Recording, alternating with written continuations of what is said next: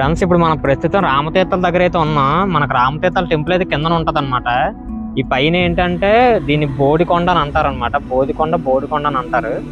ఈ పైన ఏంటంటే సీతారాముల వారు నివసించిన ఆనవాళ్ళు అయితే ఉంటాయి.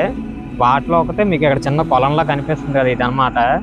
మనకు సీతాదేవి నీటి కోసం ఇబ్బంది పడుతున్నారని రాముల వారు అయితే కిందన మనం ఏదైతే ఒక పెద్ద తీర్థం లాంటిది ఉంటది కదా, చూస్తాం అదే గుడి పక్కన ఉంటది కదా, అంటే అక్కడికి లింక్ అయ్యేలాగా దీన్ని అయితే బాణంతో అయితే కొట్టారనమాట.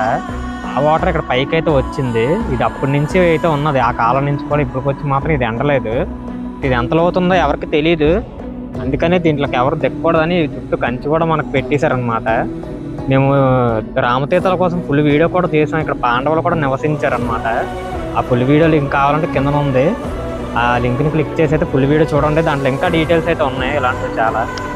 జై శ్రీరామ్.